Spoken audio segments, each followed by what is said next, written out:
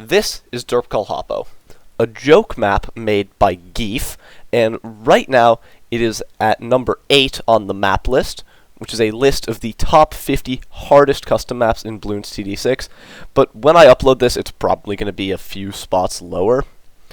And the reason this map is even difficult in the first place is because of the very interesting and never-before-seen gimmick that kind of simulates Moab lanes in a way, but I'll explain that later in like the mid-60s when it actually starts to become very relevant. Let's get started. So we start off with the early game. The early game is incredibly easy. The mid game is somewhat difficult, but this map is mostly based on late game difficulty.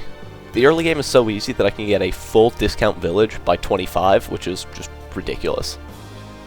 And it allows me to discount pretty much everything in my setup. Oh yeah, I leave in a few deaths here because I'm the laziest editor alive. Don't worry about it.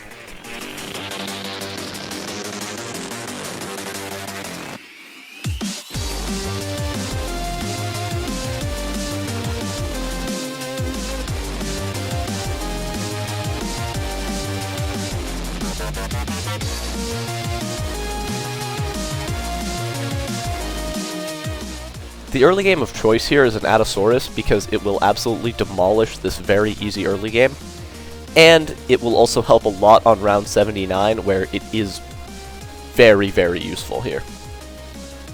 Here I go for a heli because I'm going for a round 40 Moab shove. Shove is going to pretty much help out for everything in the rest of the game. It's very, very useful, and might as well get it for round 40.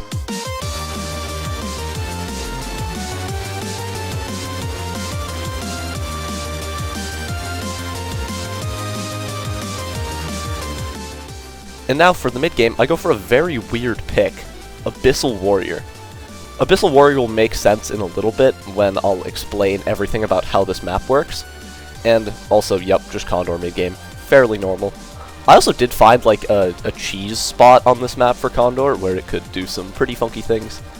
I only used it a little bit in the mid-game, I didn't use it much after round 80 at all. So yeah, I could have just not used it, but I found it accidentally, and it was funny. Yeah, and now here I'm just going for Bunny. Bunny is very useful mid-game, and it'll help a lot late-game with killing super ceramics.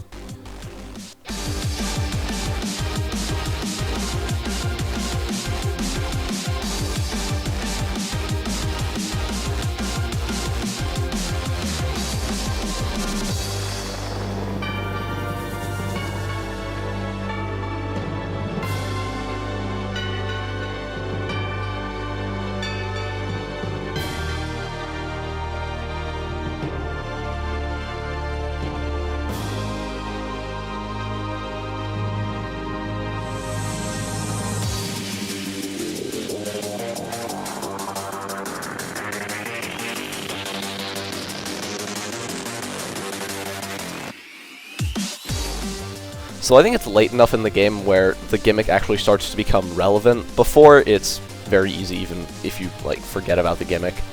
But now is where the gimmick actually starts to matter a little bit. Basically, Moabs are only vulnerable on the outside of the Hippo. You'll see that here on 64. I use a Spike Storm, the Moabs pop, and then the Bloons just disappear. And all of the Bloons pretty much teleport to the mouth of the Hoppo, where they come out of, and you have a fairly long track distance to kill them. I feel like it's pretty obvious that this is a very, very fascinating gimmick, and it changes up the gameplay of this map a lot, because you pretty much want to overload significantly on Moab damage, and then you don't have to worry about Bloon damage too much.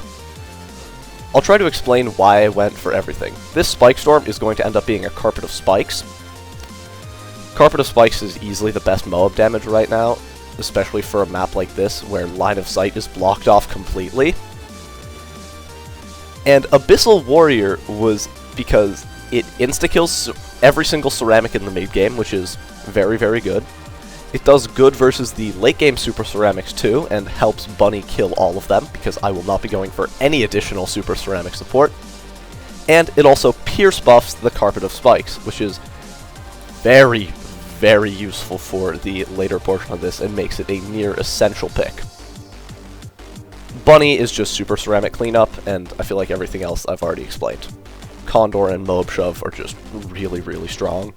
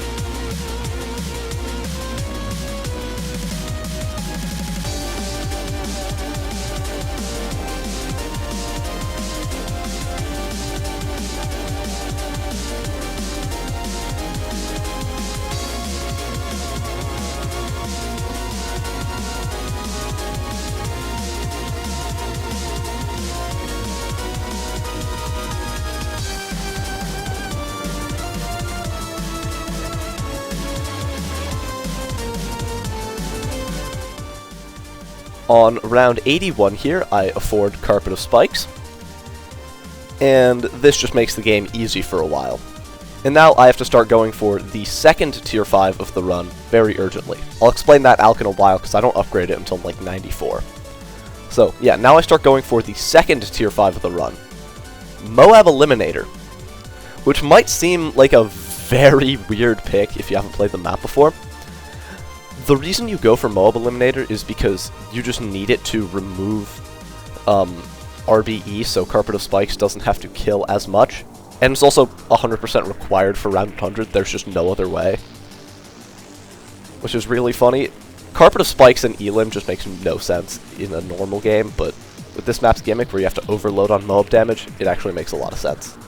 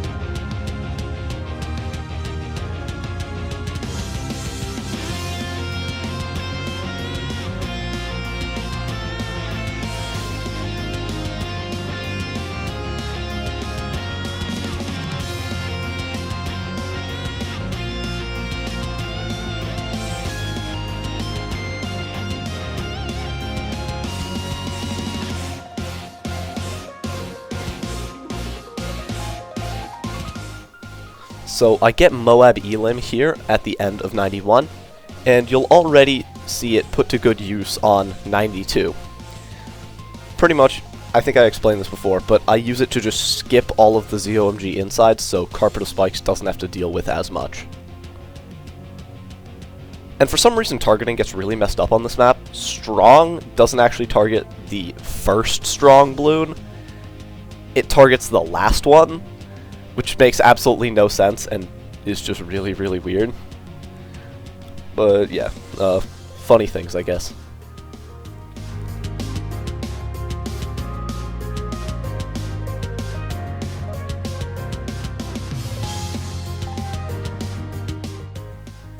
On 94 here, I finally upgrade this Alchemist to a stronger stimulant, which is weird, and then I pickle the Carpet of Spikes.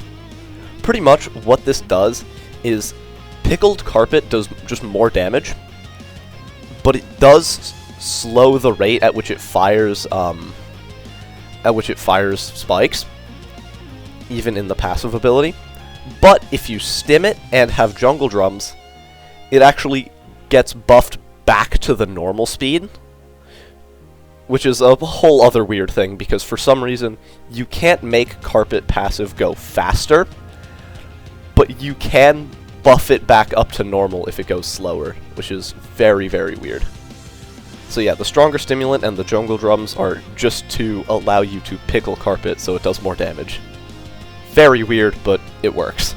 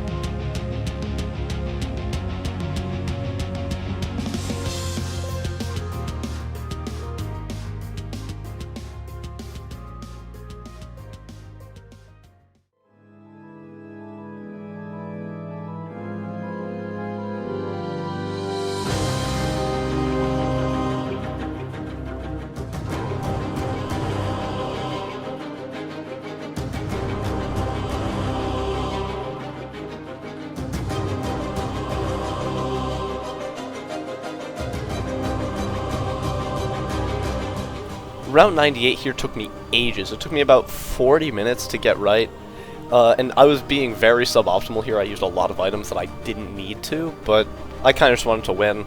I didn't really care about saving too much money. So yeah, 98 was still hard.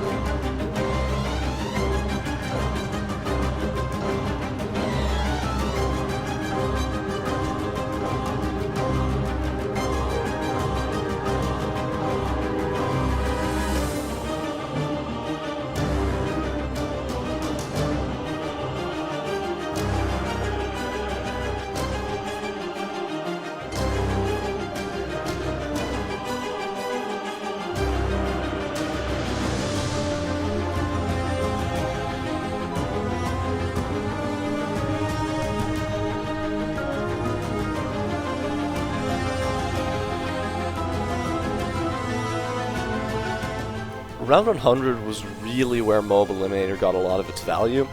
I'm not even sure if Round 100 is beatable without it on this map, it's just that tight.